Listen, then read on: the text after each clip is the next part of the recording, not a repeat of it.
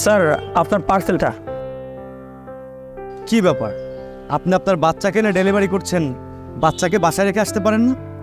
আসলে ও যখন জন্ম নেয়নি তখন ওর মা আমাকে বলেছিল। আমি তাহলে বেরোচ্ছি। হ্যাঁ আচ্ছা শোনো না, আমি ভাবছি একটা নার্সিং ট্রেনিং কোর্স করব। আর তুমি তো একা কাজ করো, সঙ্গে আমিও যদি একটা কাজ করতাম তাহলে তোমার হেল্প হতো। আর জানোই তো কিছুদিন পর আমাদের বেবি হবে, আর তখন আমাদের খরচটা আরও বেড়ে যাবে। হ্যাঁ ভালো, তো ভালো সিদ্ধান্ত নিয়েছো, করো তাহলে। কিন্তু একটা সমস্যা আছে। কি?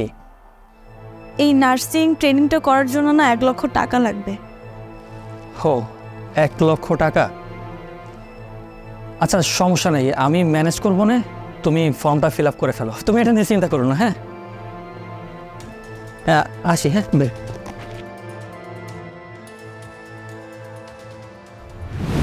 তখন অবশ্য আমার কাছে অত টাকা ছিল না। মানুষের ঘরে ঘরে ডেলিভারি দিয়ে তো আর এত টাকা একসাথে অ্যারেঞ্জ করা সম্ভব না। তাই আমি প্ল্যান করলাম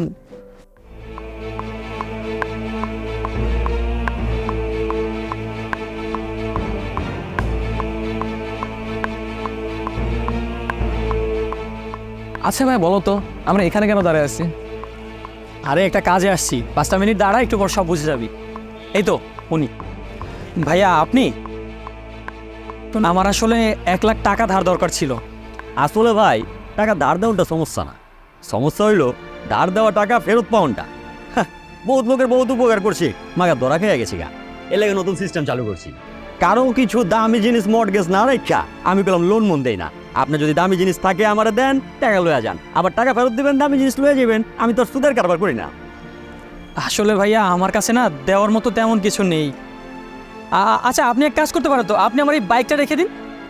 এ ভাইয়া দাঁড়াও, তুমি কি পাগল হয়ে গেছো নাকি? আচ্ছা তুমি যদি বাইকটা সেল করে দাও তাহলে তুমি কাজ করবে কীভাবে আমাকে বলো তো একটু। আরে কিছুদিনের ব্যাপার, আপাতত না হয় কয়দিন সাইকেল দিয়ে ডেলিভারি কাজটা করব। আর তোর ভাবির জবটা হয়ে গেলে তো সব সমস্যার সমাধান হয়ে যাবে। ভাইয়া নিন না।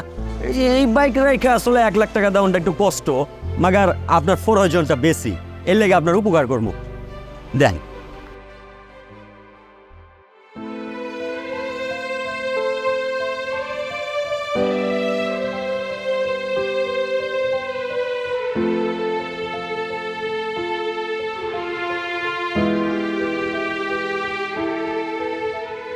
আচ্ছা আমি আসি, সময় মতো আপনার টাকা ফিরিয়ে দিব।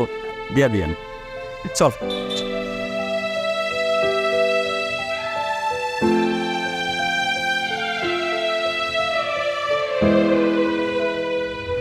আর ততদিনে আমার স্ত্রীর কোর্সটাও কমপ্লিট হয়ে যায়, আমার বাচ্চাটাও হয়ে গিয়েছিল। একদিন হঠাৎ করে বাসায় গিয়ে দেখি একটা চিঠি। চিঠিতে লেখা ছিল,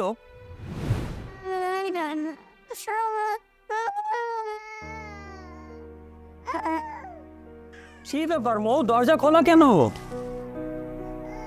বাবা বাবা বাবা, এই যে এই নে বাবা চলে আসছে, বাবা চলে আসছে, বাবা চলে আসছে। কি হয়েছে, কি হয়েছে বাবা, কি হয়েছে? তোমার হাতে কি এটা? তুই এটা কে নিয়ে খেলতেছো বাবা? আসো, এই যে বাবা চলে আসছে, বাবা চলে আসছে, বাবা চলে আসছে। আম্মু কোথায় গেছে? মৌ কোথায়? বিয়ের আগে আমার একটা ছেলের সাথে সম্পর্ক ছিল, কিন্তু ওর পরিবার এমন একটা মেয়ে চেয়েছি যে তাকে চাকরি ফেলবে। আর তুমি তো জানো আমি বেশি একেবারে চাই না, এর জন্য ওর বাবা মা আমার সাথে ওর বিয়ে দেয়নি। আর এর জন্যই আমি নার্সিংয়ের ট্রেনিংটা নিই, আর আমি চাকরিও পেয়ে যাই। এখন আমি আমার ভালোবাসার মানুষের কাছে চলে যাচ্ছি, তুমি বাচ্চার খেয়াল রেখো।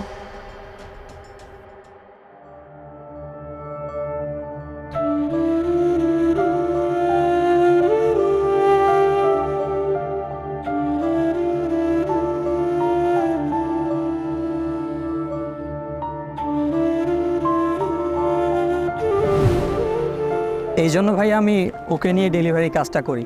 আমার ঘরে তোকে দেখার মতো কেউ নেই, তাই ও আমার সাথেই থাকে। বুঝতে পেরেছি ভাই, আপনি কোনো চিন্তা করবেন না।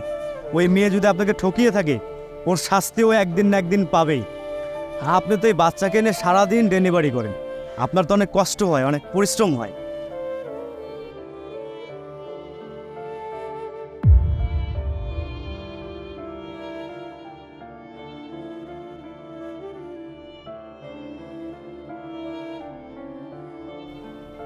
এতক্ষণ লাগে তোমার পার্সেল রিসিভ করতে? আরে ভাইয়ার সঙ্গে কথা বলতেছিলাম ডেলিভারি বিষয় নিয়ে, আর ওর জীবন কাহিনী শুনতেছিলাম। আচ্ছা চলো। হ্যাঁ তুমি যাও।